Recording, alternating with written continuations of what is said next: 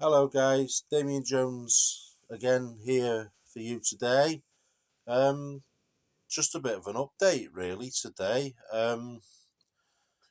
As you know from my last vlog, Katie was taken into hospital with stomach pains, and well, it wasn't very good, and I was sort of left here home alone, which is why I started doing these videos to let people know what was going on with me, really. The good news is Katie's home. She's right over there. She doesn't. She I don't know. You can hear her. She's actually here, so that's one good thing. She's been discharged. Um, uh, as I say, in the run up to what happened, in the run up to what happened, I was thinking all sorts of things. Our blood platelet counts had been low for a while, and me being me, I'd been doing a lot of Doctor Googling it and scaring the shit out of myself in the process. I I thought to myself, maybe there was cancer going on in there or something, but it would appear now anyway, the reason why those blood platelet counts were low and continue to be low is because of Katie's sclerosis. Um, we have the new diagnosis here. Uh, okay, it's not cancer, but it's not good. The diagnosis is new diagnosis of chronic liver disease, decompensated cirrhosis. This is also known as something called NASH, that's NASH, and also portal hypertension. Um, they put her on a new medication to drain the liver off of the fluid that was causing the problem. Uh, I'm going to try and pronounce this. I'll probably slaughter it though. Uh, Spironolactone. Spironolactone, I think. Spironolactone.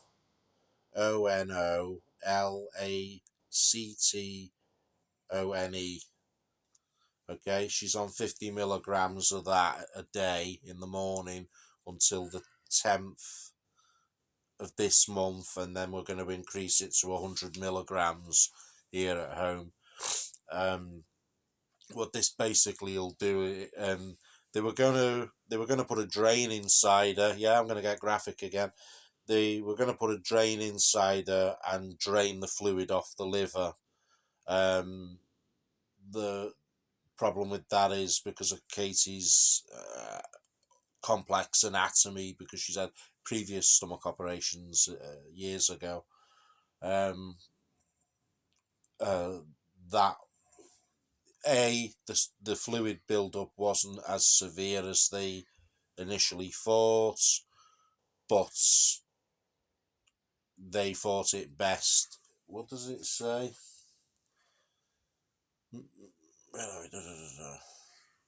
Mrs. Varikia complained of worsening distension and pain, likely from ascites, which is basically ascites, is basically the fluid buildup.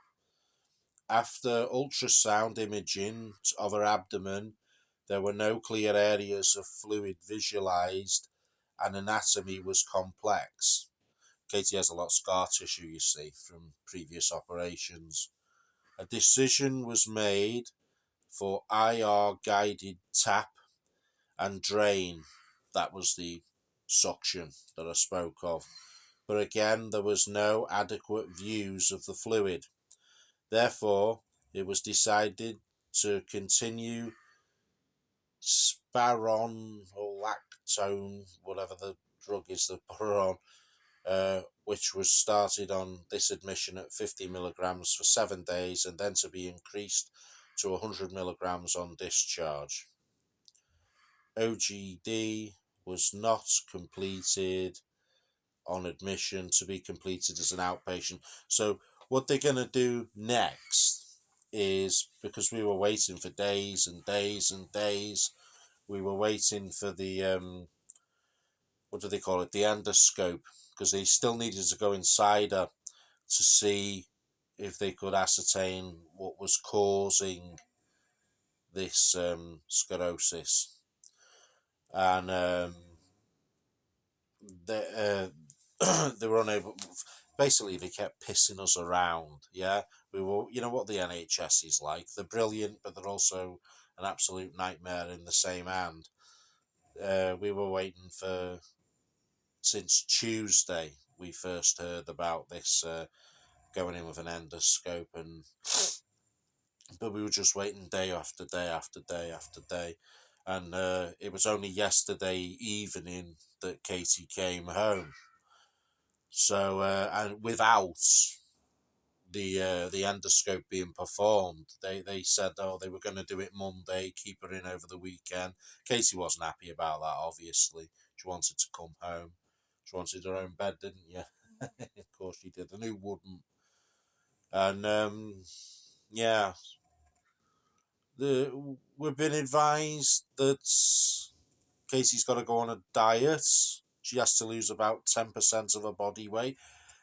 Basically, this sclerosis of the liver, it's not as you would imagine. I mean, when you think of sclerosis of the liver, you commonly think of alcoholics. This is non-alcoholic fatty liver disease, which has caused this damage, uh, which is advanced, which is scary, which is scaring the shit out of me.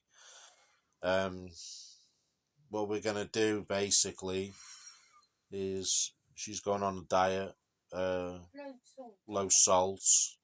They believe, from what I could read, as far as I was able to ascertain anyway, um, they believe that her diabetes over time could have caused this, because she had diabetes type 2 for many years, and it was never actually diagnosed until about probably about 5 years ago.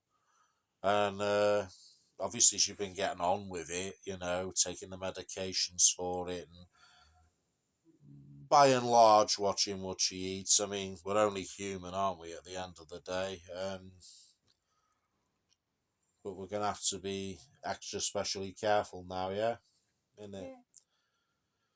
And yeah, so it's going to be low salt diets, obviously low sugar, and lose about 10% of her body weight.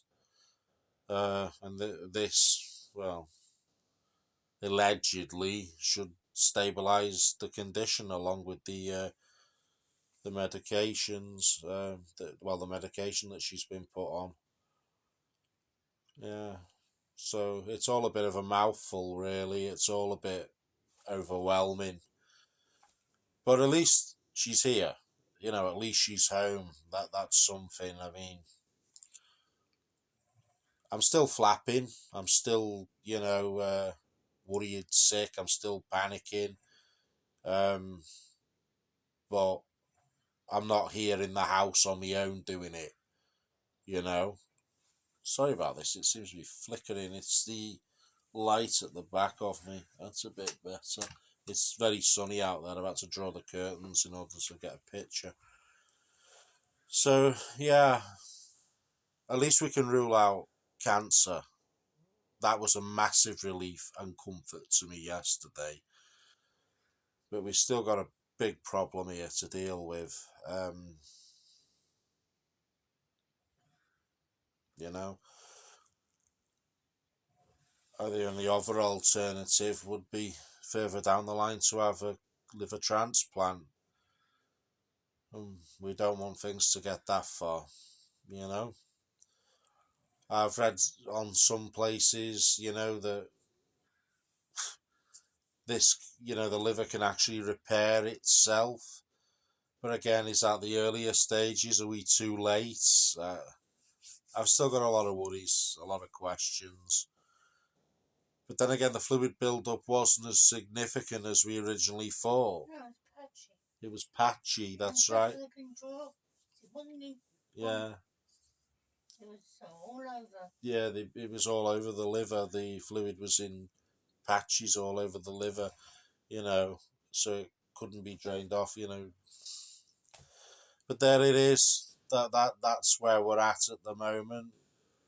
Um, we're just gonna obviously rest because we had like the best part of a week in hospital with me running back and two every day and Katie just sitting there in that awful place. Oh, wasn't it horrible? Oh, it was horrible, horrible. She was on the Millennium Wing. We call it the Millennium Falcon, don't we? She was on the Millennium Falcon for all since last Monday, and yeah, it was awful, awful, horrible place. Up on the ninth floor as well. That's not very good, is it, for somebody with vertigo as well? Yeah, obviously. But basically, that's where we're at this point. The pair of us are just sort of getting ourselves together again and absorbing, obviously, the shock of the new diagnosis and coming to terms with that, and also trying to begin the daunting task of uh, starting a whole new diet and lifestyle, basically. Uh, you're up for it, aren't you? Well, yeah. Well, yeah. Gonna have to be, aren't we? You know?